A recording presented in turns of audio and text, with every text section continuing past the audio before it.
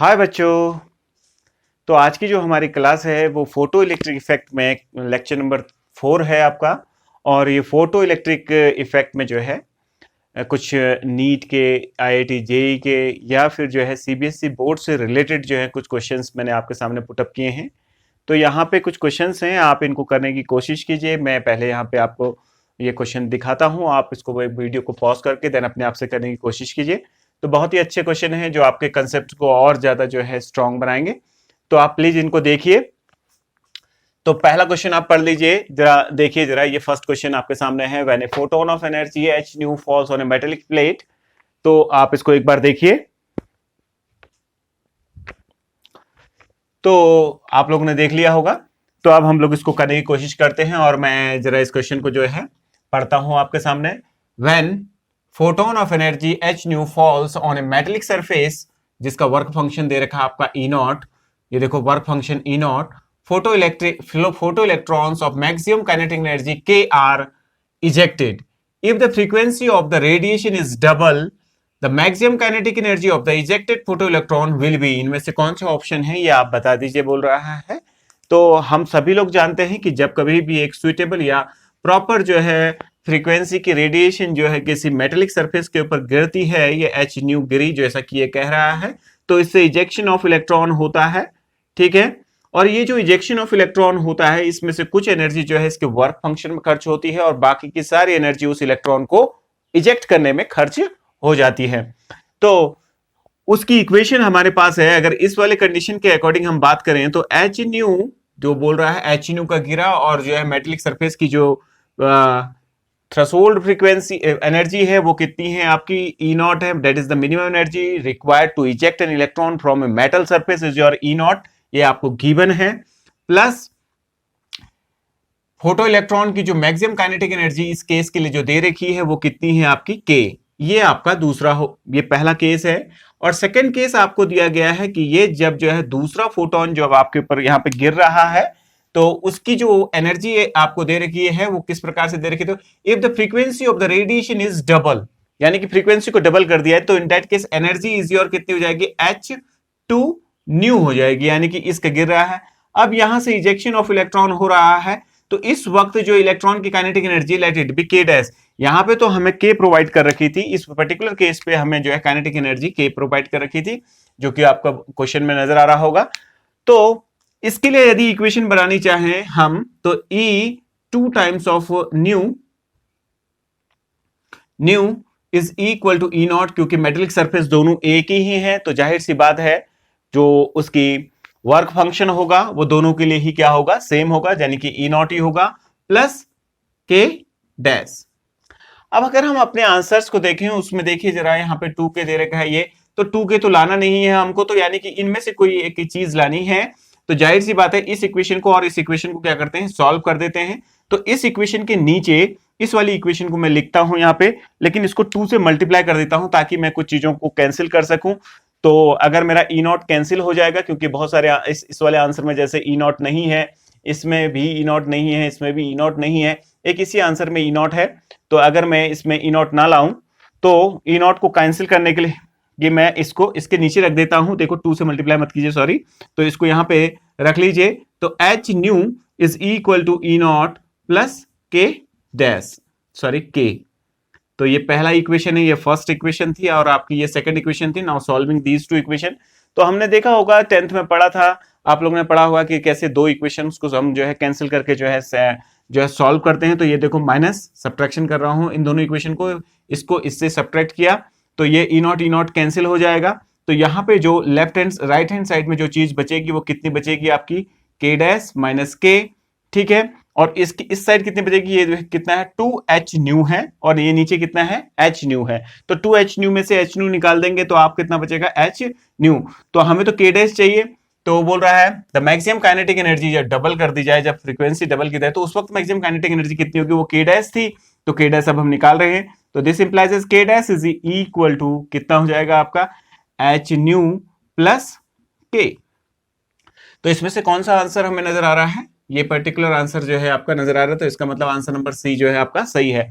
इसी में जो है देखिए एक और चीज भी अगर हम कर सकते हैं, समटाइम्स जो है ऐसा भी पूछ सकता है कि प्रूव दैट जो काइनेटिक एनर्जी है, नई काइनेटिक एनर्जी जब डबल जो है उसकी फ्रीक्वेंसी की थी, is greater than 2k, 2k से बड़ी है, ये प्रूव कर दीजिए या ऐसा कुछ दिखा दीजिए। तो उस केस के लिए हम क्या करेंगे कि ये इक्वेशन जैसे हमारे पास है और ये इक्वेशन हमारे पास है, दो इक्वेशन है, इसका तो आंसर निकल गया जो ये चाहता था। लेकिन अगर हम इसी क्वेश्चन में जो है अगर इस टाइप का हमें कुछ प्रूव करने को कहता है तो आप वो भी हम प्रूव कर सकते हैं। और कैसे प्रूव कर सकते हैं देखिए जरा। तो इस इक्वेशन को जो है 2 से मल्टीप्लाई कर दीजिए, तो 2h न्यू, ऐसा इसलिए कर रहा हूं बेटा ताकि मैं जो है 2h न्यू को कैंसिल कर सकूं, 2h न्यू को यहां से कैंसिल कर सकूं। तो ये देखो 2e0 प्लस के, यानी कि अगर इसको मैं पूरा का पूरा 2 से मल्टीप्लाई करूंगा तो इक्वेशन में कोई फर्क नहीं पड़ेगा, क्योंकि यहां भी 2 से मल्टीप्लाई और यहां भी पहली इक्वेशन को मल्टीप्लाई कर दिया। तो अब ये फर्स्ट इक्वेशन यानी कि आपकी ये जो सेकंड इक्वेशन है इसको इसके नीचे लिखते हैं। तो ये कितना है आपका, ये भी 2h न्यू है। देखिए जरा 2h न्यू जो सेकंड इक्वेशन, इसको मैं नीली पेन से लिख रहा हूं, इज इक्वल टू कितना हो जाएगा, E0 plus K dash. Again subtracting these two equation, इन दोनों को सब्ट्रैक्ट कर दीजिए तो ये कैंसिल हो जाएगा।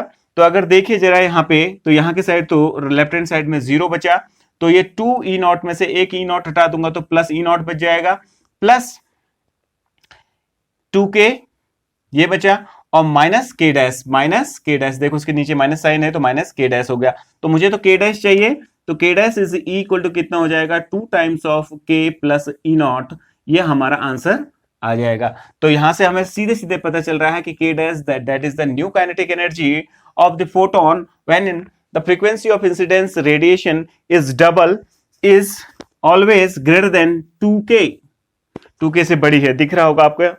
तो ये बड़ी आसानी से यहाँ पे प्रूव हो गया। अब एक चीज हम अपने कॉमन सेंस से भी कर सकते थे, खुद सोचे जरा।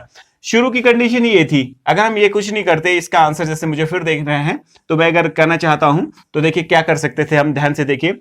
तो इसमें h न्यू का फोटोन की एनर्जी और इतनी जो है इसकी वर्क फंक्शन में खर्च हो गई और इतनी जो है k काइनेटिक एनर्जी मिली, जैसा कि क्वेश्चन कह रहा है आपसे। फिर अगर उसकी फ्रीक्वेंसी डबल, यहां डबल कर दोगे तो जाहिर सी बात है अगर ये डबल करोगे तो इतने में तो खर्च होनी ही होनी थी, ये तो खर्च थी। बस एक्स्ट्रा जो 2h न्यू में से एक h न्यू एक्स्ट्रा मिला है वो इस k को मिलेगा। तो जाहिर सी बात है देखो आंसर भी ऐसा है, k प्लस h न्यू। देखो आप वैसे भी आंसर निकाल सकते थे, ऐसा करने की कुछ जरूरत ही नहीं थी, k प्लस h न्यू होगी। क्यों, k तो ऑलरेडी उसके पास थी, इतने में तो ऑलरेडी पहले मतलब वर्क फंक्शन में तो नेसेसरी है, वो तो उतना खर्च होना ही होना है।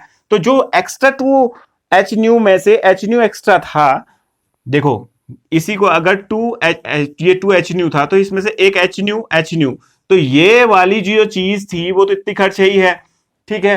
तो इतना तो खर्च होना ही होना है, तो उसमें h न्यू और ऐड हुआ, तो यानी कि जो आपके पास था कि वो h न्यू प्लस, यानी कि ये कितना हो जाएगा, k प्लस h न्यू के बराबर हो जाएगा। तो यानी कि जाहिर सी बात है कि मतलब जो है जो भी आप एक्स्ट्रा खर्च कर रहे हैं वो उसकी पूरी कहां जाएगी, अब काइनेटिक एनर्जी को खर्च करने में जाएगी, ठीक है। ऐसा हो गया। तो अब हम लोग जो है दूसरा क्वेश्चन पढ़ते हैं। आप सभी लोग जो है सेकंड क्वेश्चन कीजिए। तो ये सेकंड क्वेश्चन आपके सामने रखा हुआ है, तो इसको करने की कोशिश कीजिए। तो मैं इस क्वेश्चन को करता हूं, जरा आप सभी लोग देखें। तो एक बार सभी लोग सेकंड क्वेश्चन पढ़ें और इसका मैं ग्राफ यहाँ पे ड्रॉ कर रहा हूं। तो उस ग्राफ को पहले देख लें, क्योंकि इसका ग्राफ यहाँ पे मैंने नहीं बनाया, थोड़ा सा स्पेस की प्रॉब्लम थी। तो ये सेकंड क्वेश्चन आपका सामने है, find the minimum energy for ejection of electron from the metal surface whose graph is shown in the figure. जिसका ग्राफ आपको यहाँ पे दे रखा है, ये आपके ग्राफ को प्रोवाइड कर रखा है। ये कुछ ग्राफ है आपका, यहाँ पे 5 है, ये फ्रीक्वेंसी को शो कर रहा है और फ्रीक्वेंसी जो है 10 टू द पावर 15 हर्ट्ज के उसमें है, ठीक है। और यहाँ पे आपको कुछ वैल्यू प्रोवाइड कर रखी है, माना कि ये P है, P पॉइंट में जो है आपकी जो कुछ वैल्यूज भी दे रखी है, तो 5.5, 0, और ये Q पॉइंट है तो यहाँ पे 7, V पोटेंशियल प्रोवाइड कर रखा है। ये आपको स्टॉपिंग पोटेंशियल प्रोवाइड कर रखा है, ठीक है। और ये फ्रीक्वेंसी प्रोवाइड कर रखी है। तो आपसे बोला गया कि इसकी मदद से आप मिनिमम एनर्जी निकाल दीजिए इजेक्शन की इलेक्ट्रॉन की किसी मेटल सरफेस से। तो ये किसी मेटल सरफेस के लिए आपका ग्राफ बना हुआ है। तो यानी कि आपसे थ्रेशोल्ड फ्रीक्वेंसी के बारे में पूछ रहा है।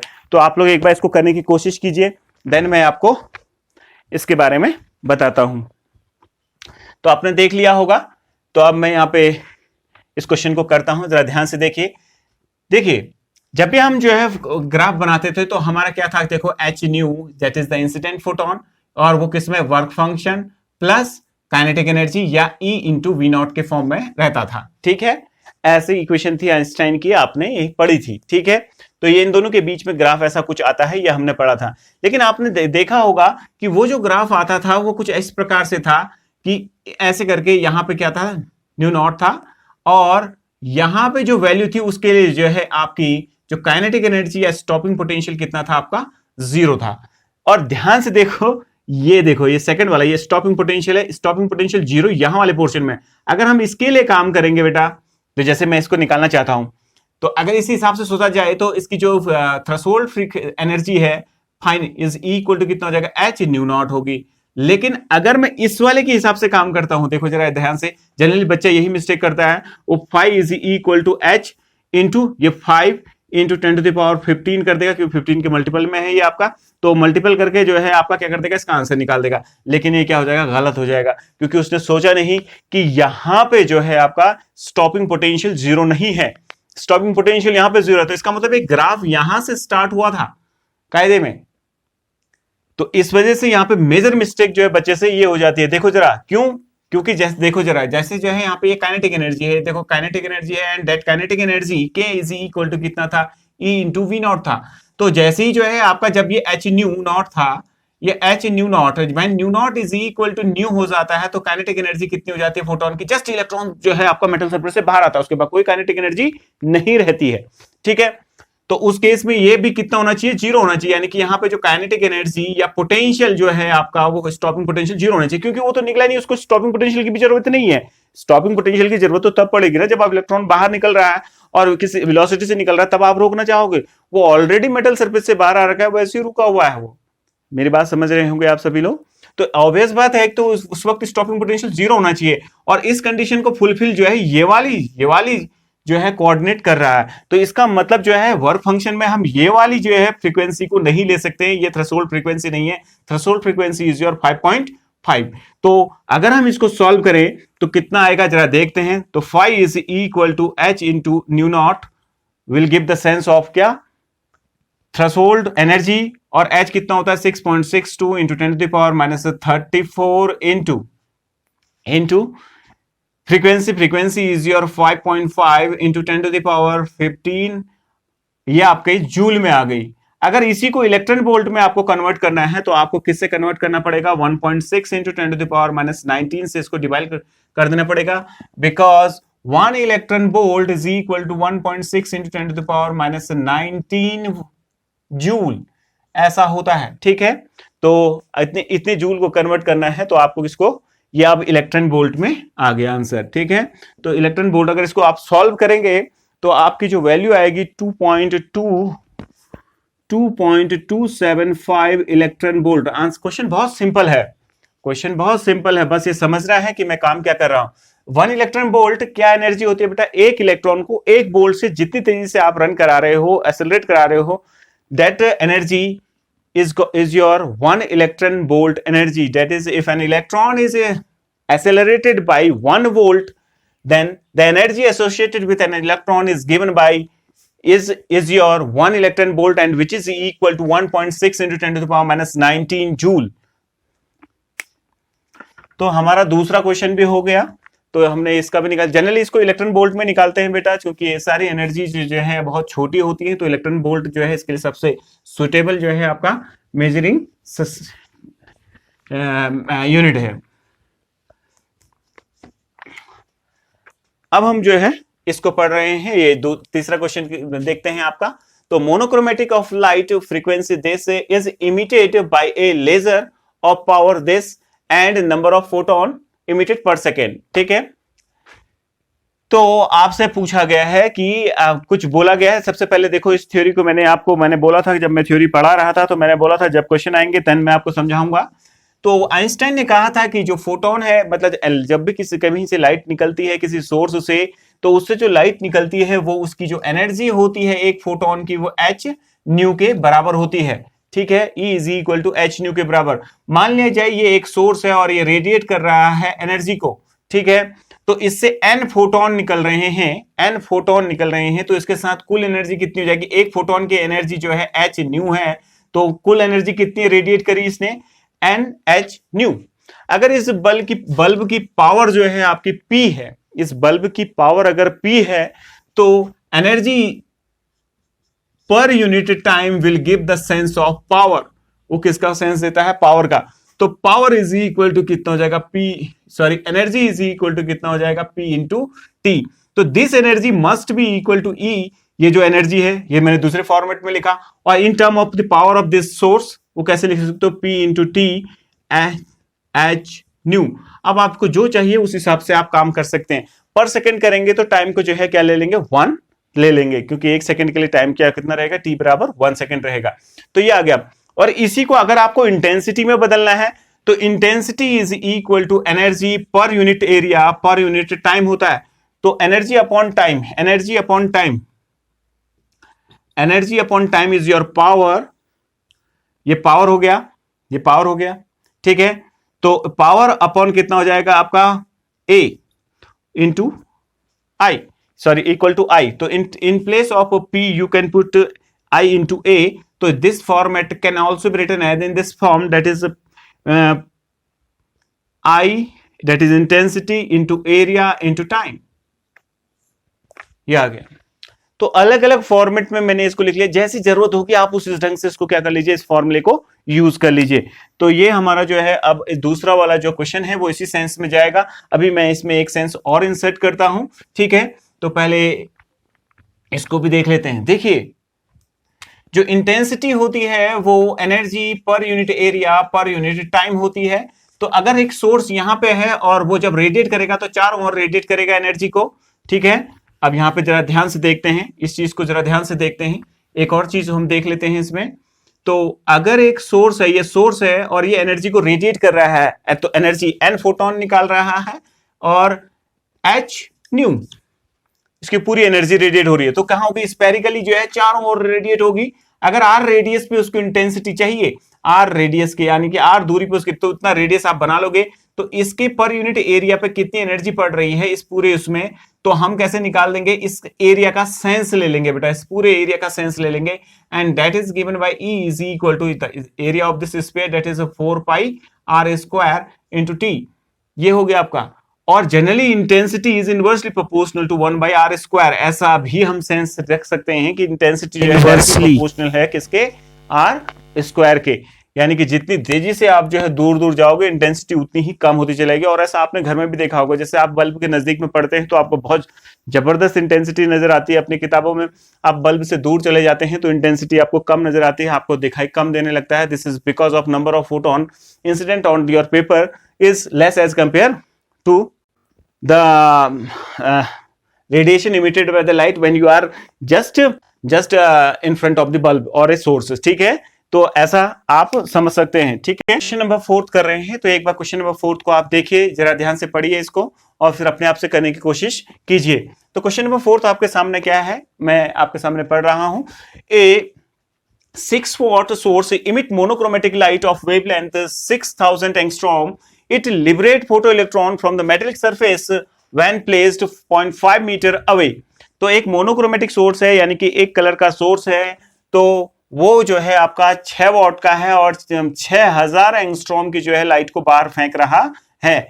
और उससे जो है 0.5 मीटर की दूरी पे एक मेटल सरफेस रखा है जहां से फोटो इलेक्ट्रॉन इजेक्ट हो रहे हैं। ऐसा पहला पार्ट क्वेश्चन का कह रहा है, ठीक है। दूसरा क्या है आपका? When the source is moved to a distance of 1 meter, यानी कि डिस्टेंस ऑफ 1 मीटर पे यदि सोर्स को लेके जाते हो आप, तो वो बोल रहा है कि photo electrons liberated will be reduced by A factor of, तो इनमें से कौन सा होगा? 16, 8, 4 एंड 2, इनमें से क्या आंसर है बता दीजिए, किस फैक्टर से रिड्यूस होगा ये बता दीजिए। तो सबसे पहले तो समझते हैं कि ये एक सोर्स है और पहला जो है आपका कितनी दूरी पर रखा हुआ है? ये एक मेटेलिक सरफेस है, तो 0.5 मीटर की दूरी पर रखा हुआ है। तो ये कितनी दूरी पे रखा हुआ है आपका? 0.5 मीटर की दूरी पे रखा हुआ। और एक दूसरा सोर्स है, सोर्स यही है आपका, दूसरी इसी मेटल को उठा के फिर ये जब दूर ले गए 1 मीटर पे, तो उस वक्त तो जाहिर सी बात है number of photon hitting at this, यानी कि जो फार वाला है, फार पॉइंट पे रखोगे 1 मीटर की दूरी पे रखोगे, तो इसमें क्या हो जाएगा? Number of photon hitting this plate क्या हो जाएगा आपका? कम हो जाएगा। तो एक फोटोन एक इलेक्ट्रॉन निकालता है, तो जाहिर सी बात है अगर फोटोन इसमें कम हिट करेंगे तो इलेक्ट्रॉन कम निकलेंगे। तो ये तो बात सही है, इसमें फोटोन ज्यादा हीट कर रहे होंगे तो ज्यादा इलेक्ट्रॉन निकल रहे होंगे। ये मेटल को जब यहां रख दोगे तो कम करेंगे, तो ये बात तो क्वेश्चन ठीक कह रहा है, लेकिन कितना रिड्यूस होगा ये नहीं हमको पता है। तो पहले एक बार हम अपने रिलेशन को देखते हैं जो अभी से हमने पहले पढ़ा था। हालांकि मैंने इससे पहले आपको इस चीज के बारे में बता चुका हूं मैं, लेकिन मैं फिर बताने का प्रयास कर रहा हूं। ठीक है, तो H nu N H nu, एक फोटोन की एनर्जी एच न्यू है, वो कितने के बराबर है? एनर्जी के बराबर है। और हम सभी लोग जानते हैं intensity is equal to energy per unit area per unit time, ऐसा होता है। तो this energy is directly proportional to intensity. ध्यान से देखिए, यहां से अगर हम देखें तो energy is directly proportional to intensity, यह हमें पता चल रही है। तो energy is directly proportional to intensity, that is H N H nu is directly proportional to intensity and intensity is directly inversely proportional to 1 by A। दिख रहा होगा ये एरिया, और एरिया क्या है? स्क्वायर, उसके साथ 4 पाई भी आएगा, आर स्क्वायर, यानी कि आर स्क्वायर के 1 बाई आर स्क्वायर के डायरेक्ट इनवर्सली प्रोपोर्शनल है। हम उन चीजों को क्यों लेते हुए चले जिनको हमें बाद में काटना पड़ जाए, तो हम सीधे से ये कर रहे हैं। यानी कि देखो H क्या है? Planck constant. न्यू क्या है? Frequency of the incident radiation, वो चेंज नहीं होगी क्योंकि हम जब डिस्टेंस दूर बढ़ाते हैं तो फ्रीक्वेंसी बदलती नहीं है। सोर्स अगर वही है तो जो है आपकी फ्रीक्वेंसी में कोई चेंज नहीं आएगा। यानी कि H new is again a constant, तो N is inversely proportional to 1 by R square. तो मैं ऐसा लिख सकता हूं यहां के लिए, इस पर्टिकुलर क्वेश्चन के लिए। तो बहुत ही इंपॉर्टेंट बात पता चली कि एन जो है that is the number of photon liberated by this source is inversely proportional to the distance square of the distance, ऐसा है। तो पहले केस में मान लीजिए n1 फोटोन निकल रहे हैं और वो इनवर्सली प्रोपोर्शनल हो जाएगा, कितनी दूरी पे रख रहे हो आपका? 0.5। और दूसरे केस में n2 निकल रहे हैं, मतलब जो है फोटोन इंसिडेंट कर रहे हैं उस मेटल सरफेस, तो उतने इलेक्ट्रॉन भी निकलेंगे जैसा कि आइंस्टाइन कहता है। तो ये कितना हो जाएगा? स्क्वायर। तो नाउ डिवाइडिंग दीज टू, इन दोनों को यदि हम डिवाइड कर दें तो हमें क्या मिलेगा? हम उस चीज को देख रहे हैं। तो n1 upon n2 is equal to 1 upon 0.5 whole square 1 upon 1 square. तो अगर हम इसको सॉल्व करेंगे तो ये कितना हो जाएगा? 1/1/2 का होल स्क्वायर। तो ये तो 1 हो गया आपका, 1/n1 अपॉन n2। तो n1 upon n2 is equal to कितना आ गया? 4। तो जो हमारा 4 आंसर है वही सही है, यानी कि आंसर नंबर सी आंसर इसका सही है। तो ये क्वेश्चन बहुत ही अच्छा क्वेश्चन था आपके समझने के लिए। तो एक बार इसको देख लीजिए आप अपने आप से, मैं फिर मिटाता हूं इसको। ठीक है, तो अब हमारे पास जो है क्वेश्चन नंबर 5 है, जरा उसको देखने की कोशिश कीजिए। तो क्वेश्चन नंबर 5 क्या है इसको पढ़िए, तब तक मैं इसको मिटाता हूं। ठीक है,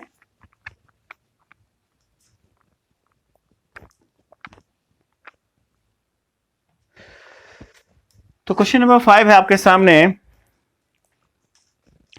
When radiation of wavelength lambda is used to illuminate a surface, the stopping potential is V। जब जो है रेडिएशन ऑफ जो है वेवलेंथ लैम्डा, यानी कि आपके पास एक मेटेलिक सरफेस है, उस पे एक रेडिएशन गिर रही है लैम्डा की, तो हम जानते हैं जो एनर्जी होती है वो एच न्यू के बराबर होती है, और nu is equal to C upon lambda, that is C upon lambda, क्योंकि लैम्डा के फॉर्मेट में दे रहा है।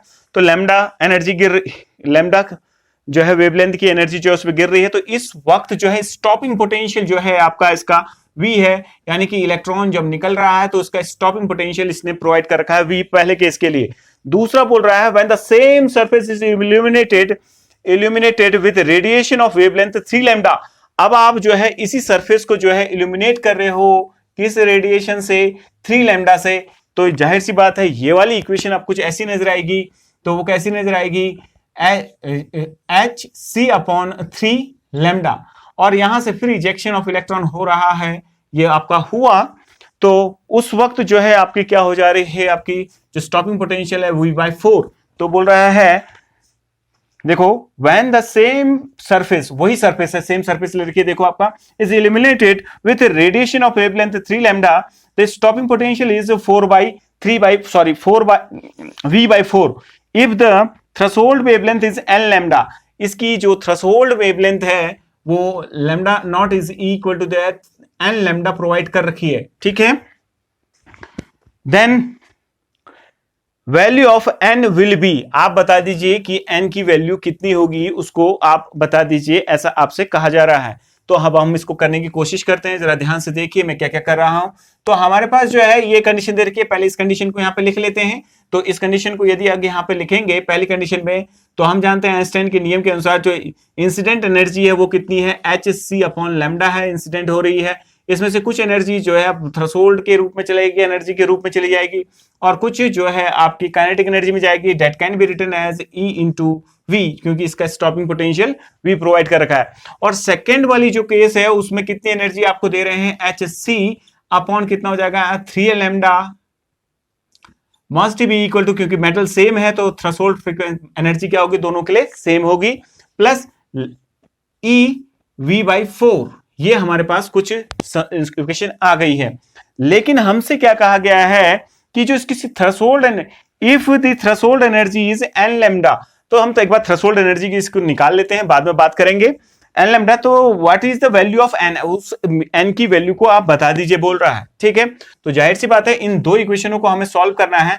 तो इसमें 1/4 का फैक्टर है, तो यहां भी 1/4 का फैक्टर हम डाल सकते हैं। तो इस पूरी इक्वेशन को 1/4 से जो है मल्टीप्लाई कर देते हैं।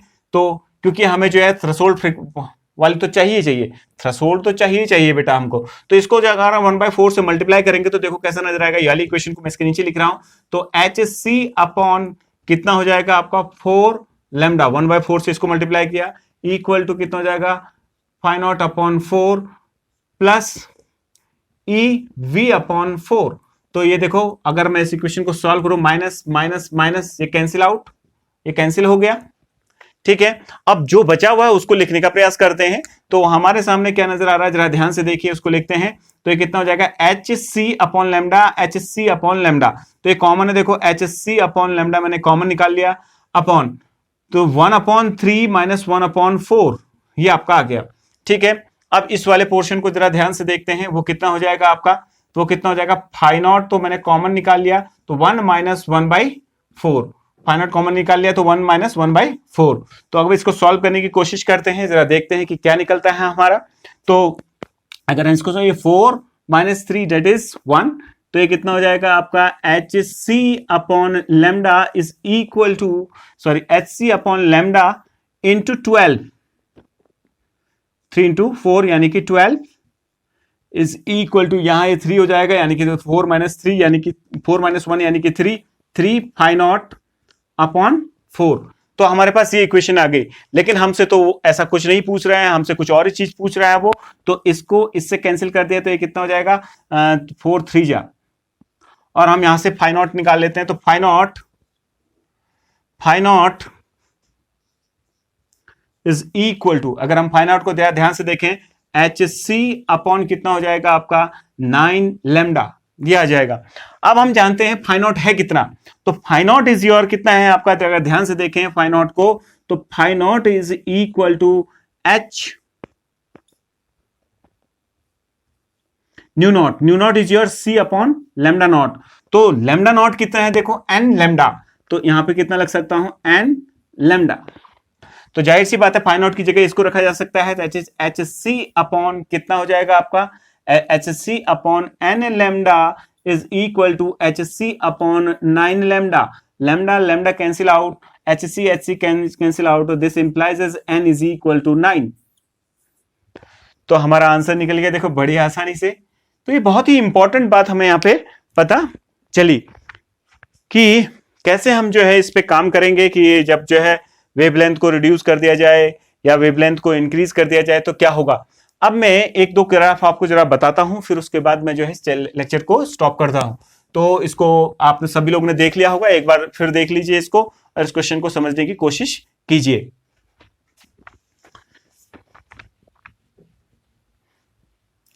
देखिए यदि आपके पास जो है कुछ ग्राफ बन जाए और आपसे उससे कुछ उसमें कुछ पूछा जाए, ठीक है, जैसे मान लिया जाए अभी आपके पास आपने जो है पीछे पढ़ा था, तो कुछ क्वेश्चंस उसमें बन सकते हैं बड़े अच्छे अच्छे क्वेश्चन, जैसे एक ये ग्राफ है और दूसरा ऐसे है और तीसरा जो है आपका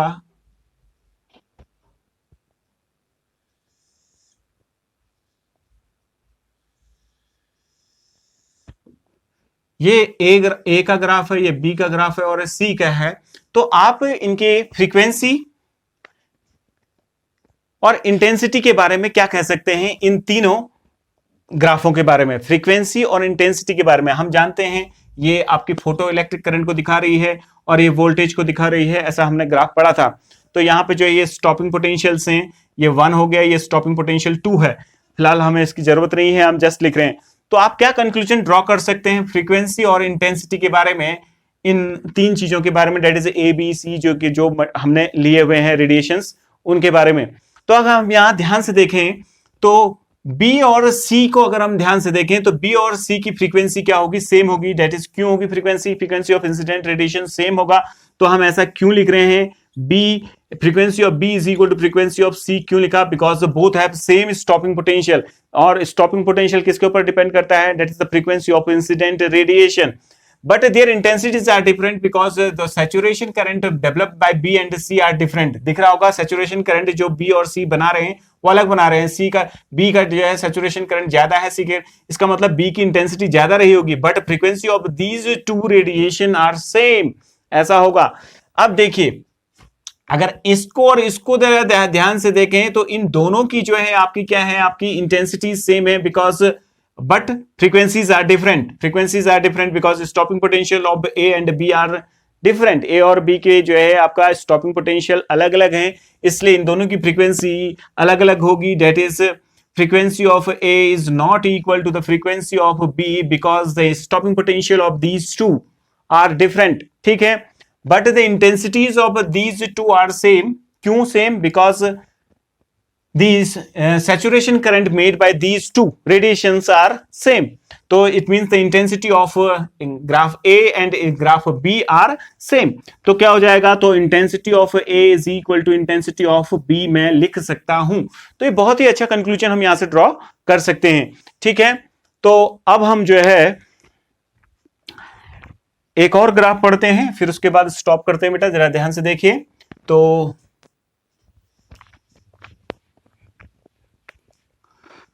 आपसे बोला गया कि आप जो है स्टॉपिंग पोटेंशियल और लैम्डा और 1/लैम्डा के बीच में ग्राफ ड्रॉ कीजिए। ये ग्राफ मैंने जो है पीछे नहीं बनाए थे क्योंकि उस वक्त मुझे जो है लेक्चर को जल्दी खत्म करना होगा, शायद इस वजह से मैं नहीं बना पाया हूँ। तो अगर आप हम बनाना चाहें तो कैसे बनाएंगे, जरा ध्यान से देखिए। तो हम जानते हैं, देखो h new is equal to कितना होता है? H nu naught. ठीक है, यानी कि यहाँ पे क्या होता है आपका, इस पर्टिकुलर जगह पे क्या है? Threshold frequency plus E into V naught. ये तो हमारा ग्राफ था, ये तो हमारा मेन चीज यहाँ पे मौजूद है। तो अगर हमें जो है इसके और इसके बीच में ग्राफ बनाना है तो जाहिर सी बात है तो इसको लैम्डा के फॉर्मेट में जो है बदलना पड़ेगा। इसको फाइ नॉट ही कर देता हूं। ठीक है, तो अब यहां ध्यान से देखिए, एच सी अपॉन, मैंने इसको लैम्डा लिख दिया है, इज इक्वल टू कितना हो जाएगा आपका? Phi naught plus e V naught. और मुझे ग्राफ जो है ड्रॉ करना है, जरा ध्यान से देखिए। वी नॉट स्टॉपिंग पोटेंशियल और frequency of the incident radiation, इसके बीच में ग्राफ ड्रॉ करना है। तो अगर मैं जो है ये y एक्सिस है, ये x एक्सिस है, तो जाहिर सी बात है y के लिए इस इक्वेशन को सॉल्व करता हूं तो V naught is equal to कितना हो जाएगा? अगर आप एच सी upon lambda minus phi naught, ये आ जाएगा। तो इस इक्वेशन को जरा ध्यान से देखो, इस e को अगर हम नीचे मल्टीप्लाई कर दें तो कुछ ऐसा नजर आएगा ये। ठीक है, तो ये तो कुछ ऐसा ही आ रहा है, y is equal to mx minus C इसको कर रहा है, ये इंटरसेप्ट को दिखा रहा है। देखो दीज टू आर सेम, ये इंटरसेप्ट है।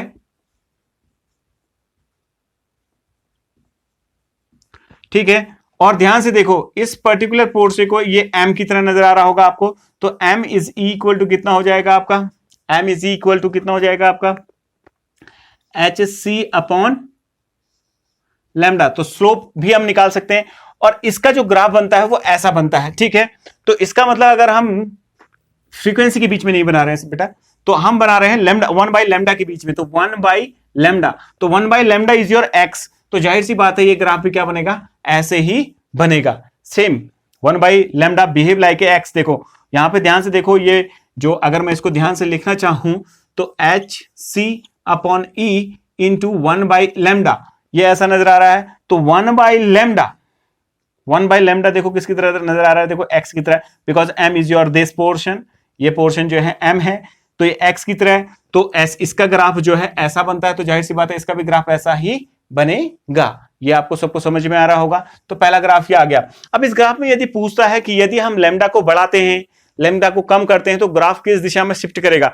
यदि हम लैम्डा को बढ़ाएंगे, देखो 1/λ का सेंस है, लैम्डा का सेंस है, तो यदि हम लैम्डा को बढ़ाएंगे तो जाहिर सी बात है वैल्यू इधर की साइड आएगी, तो ग्राफ जो है इधर की साइड शिफ्ट करेगा, that is on the towards the y axis जो है आपका ग्राफ क्या करेगा, शिफ्ट करेगा। लेकिन अगर जो है लैम्डा को घटाएं, लैम्डा को कम करते चले जाएं, वेवलेंथ को कम करते जाएं इंसिडेंट रेडिएशन की, तो ग्राफ जो है away from the y axis जाएगा, यानी कि इस दिशा में चले जाएगा।